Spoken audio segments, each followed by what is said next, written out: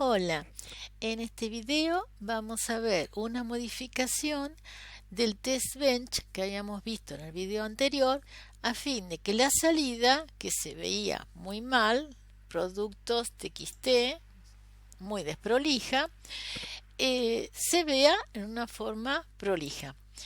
Entonces, no voy a repetir toda la explicación de manejo de archivos, simplemente las diferencias. Los datos de prueba también los cambié. Voy a hacer el test bench para 8 bits y el archivo de entrada, que se llama factores txt, contempla ahora valores extremos que siempre hay que tener en cuenta cuando se eligen los datos para hacer una prueba. Entonces, con 8 bits, los valores extremos van desde menos 128 para el mínimo a más 127 para el máximo. Entonces, en la línea 10, uso como operandos menos 128 y más 127. El resultado esperado es menos 16.256.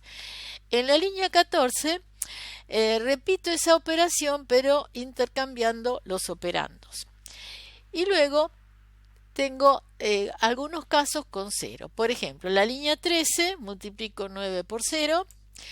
En la línea 19 multiplico 0 por 0. Y en la línea 21 multiplico 0 por 56. El 0 es un número muy particular y entonces siempre hay que tenerlo en cuenta para ver si todo funciona como esperábamos, aún con ese número. Entonces vamos a ver directamente los cambios.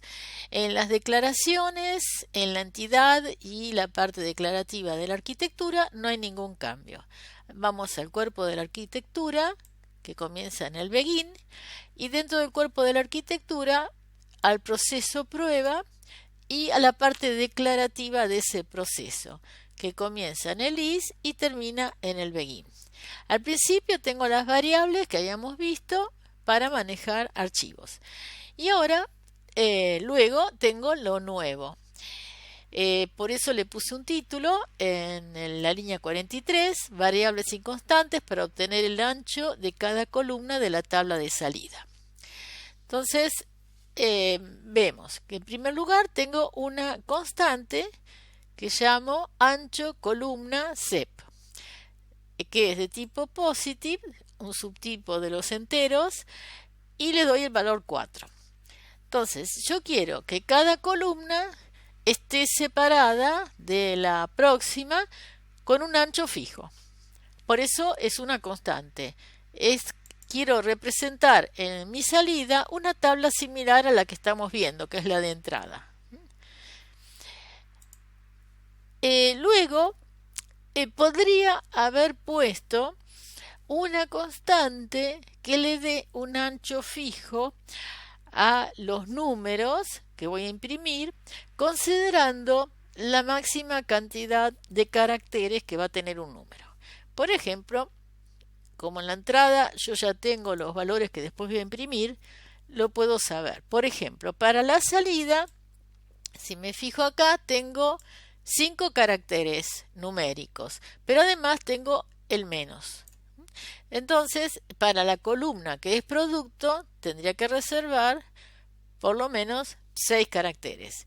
Y para las demás columnas, lo máximo que voy a necesitar son los 3 caracteres y el menos, o sea 4. Podría entonces, sabiendo los valores, directamente hacer una constante que sea el ancho de esas columnas.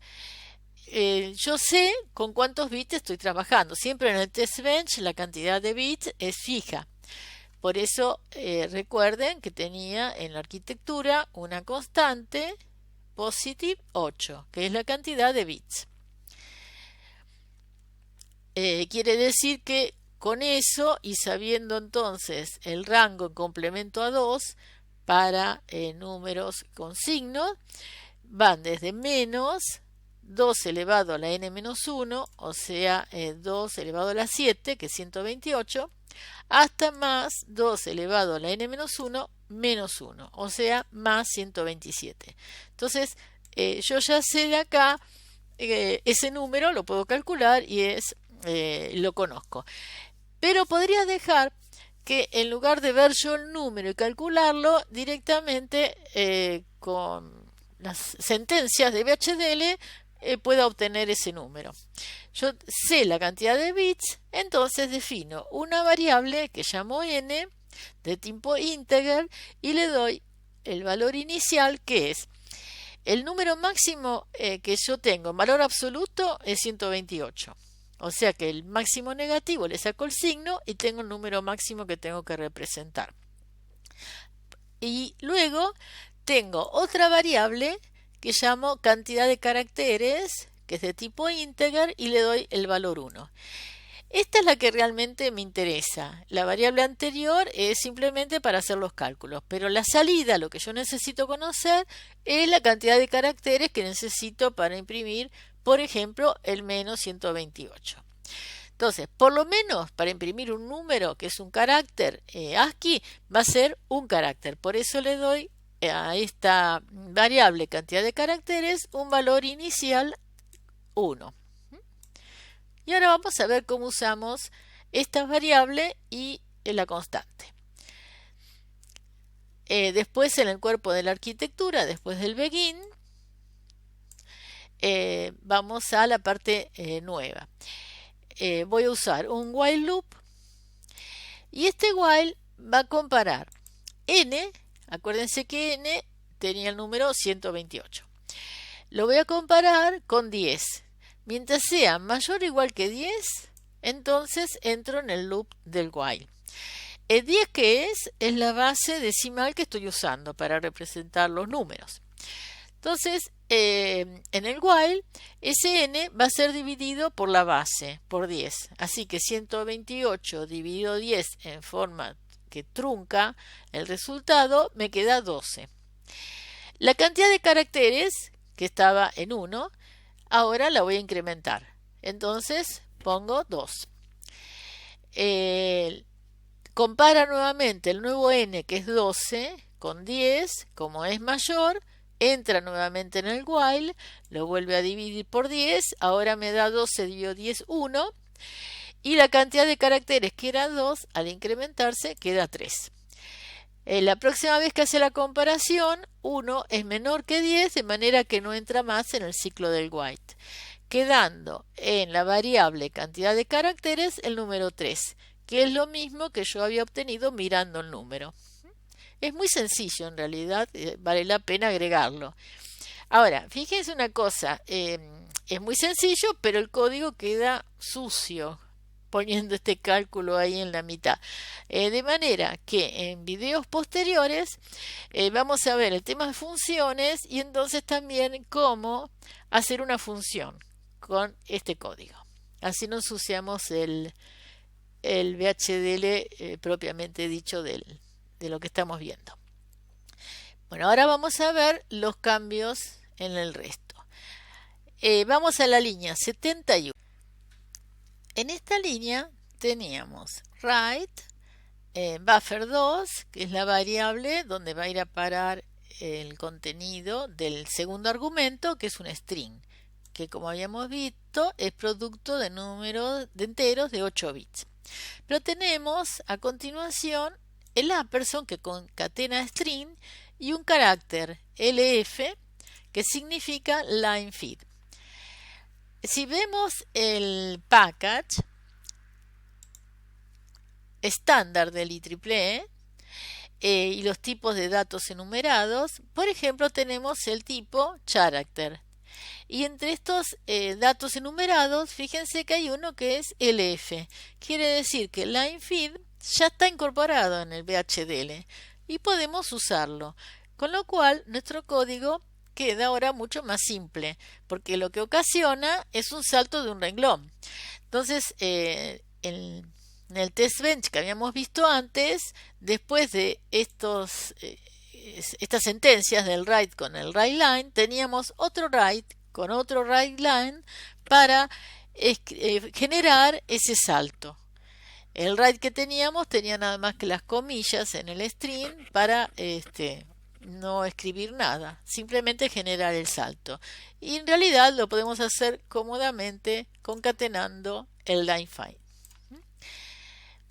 En la línea 74 tenemos write, nuevamente, seguimos escribiendo en la misma línea en la RAM, o sea en buffer 2, el string que habíamos visto, estamos haciendo el encabezamiento ahora, entonces ponemos la A, y si se fijan, del package text.io que habíamos visto, yo saqué una partecita y lo organicé como para que se viera más claro. Nosotros habíamos usado en el procedure write los dos primeros argumentos, L, que es esa variable donde vamos a escribir, y value, que es lo que vamos a escribir, que puede ser entero o string. Hay más tipos que ya habíamos visto, yo acá solamente pongo los que voy a usar, o string. Pero después hay dos argumentos más que son opcionales, por eso no los habíamos visto antes. El tercer argumento, justified, y el cuarto es field. Entonces, justify nos permite ajustar el valor que habíamos escrito a la derecha, a la izquierda o centrado. Y fill nos permite indicar con cuántos caracteres queremos representar ese entero o ese string. Entonces eso es lo que vamos a usar en este caso. A continuación de escribir la A, pongo una coma. Uso write porque quiero, como son números, los quiero ajustar a la derecha. Y luego de la coma uso la variable que calculé, o sea, count char, o sea, la cantidad de caracteres, que era 3. Le sumo 1 para tener en cuenta el signo. Incrementar en 1 count char en este momento como argumento no incrementa el valor de la variable, pero utiliza el valor incrementado para enviarle al procedure write. Pero count char sigue siendo 3. En el siguiente write tengo que escribir los blancos, caracteres en blanco que me van a separar un dato del otro.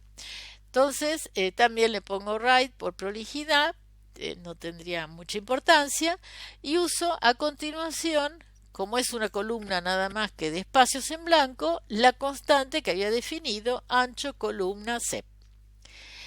En la línea 76 repito tal cual la 74, nada más que en este caso voy a escribir la B.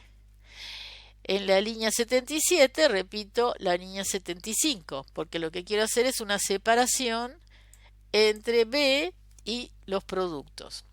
En la línea 78 entonces escribo, o sea, el título, producto, encabezamiento, uso la person y uso el F nuevamente para que después salte una línea antes de escribir los números. Le pongo que se ajuste a write, y para calcular la cantidad de valor de caracteres que va a usar el producto, no lo calculo exactamente, sino que le asigno el doble. Directamente la cantidad de caracteres que tenía un operando lo multiplico por 2 y después le sumo 1 para el signo. O sea, estoy calculando un poco de más, pero no me importa mucho que sea exacto. Que haya de más no importa. El problema sería que hubiera de menos. Luego, repito todo a partir de la línea 92. ¿Cuál es la diferencia? Que ahora en lugar de escribir el enunciado con A y B como string, directamente escribo las variables auxiliar A, auxiliar B y auxiliar P con el integer image. Pero lo demás es todo igual. Así que no hay ningún otro cambio. Ahora vamos directamente a terminal, new terminal, GHDL menos A prod end n punto VHDL, aunque yo la descripción no la cambié.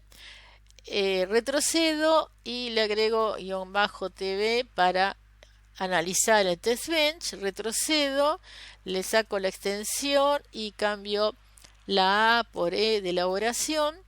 Retrocedo y cambio la E por R de RAM. Entonces vamos a ver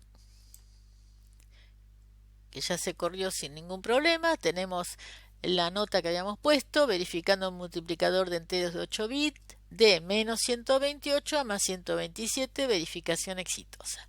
Pero lo que queríamos ver era cómo está la salida con los productos, si realmente están ordenados como queremos. Entonces vamos a abrir eso y acá tienen el enunciado, o sea el título, el encabezado y después perfectamente las columnas con los números, tal cual queríamos. Bueno, ahora vamos a ver qué sucede si en los factores introduzco un error. O sea, por ejemplo, en la línea 9 ingreso un operando que está fuera de rango. Control S lo grabo y vuelvo a correr la simulación. Entonces voy a R y lo corro. Entonces veo que dice report note, todo bien, y luego numeric standard to signed me informa que tuvo que truncar un vector. O sea, ese 130, que no tiene 8 bits sino 9, lo truncó. De manera que el valor que quedó truncado y con un bit menos, o sea, con un bit menos, y teniendo en cuenta que estoy trabajando en complemento a 2 con números negativos, lo interpretó, fíjense, como menos 252. Acá dice error en la línea 9. Acuérdense que este error lo informábamos en el assert. Y ven que es muy práctico tener el número de línea. Ya sé que ahí está el error. El producto calculado es menos 252. Y me dice para A menos 126. Entonces inmediatamente me doy cuenta que la A que yo tengo escrita es 130 y acá dice que leyó menos 126.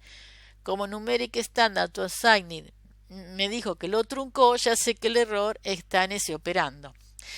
Además, como yo informé también B y el resultado que debía esperar, veo que B2 coincide con lo que estoy viendo y que el producto debería ser 12 tal cual está escrito. Entonces puedo identificar rápidamente si hay algún error en los datos de entrada. De todas maneras, el archivo con los datos de entrada es mejor generarlo en forma automática, con un programa en C, por ejemplo, y así evitamos cualquier tipo de errores. Voy a generar ahora otro error, porque en realidad lo que nosotros estamos probando con el test bench es nuestra descripción. Entonces sería interesante ver cómo generar un error en la descripción para ver cómo lo informa el test bench.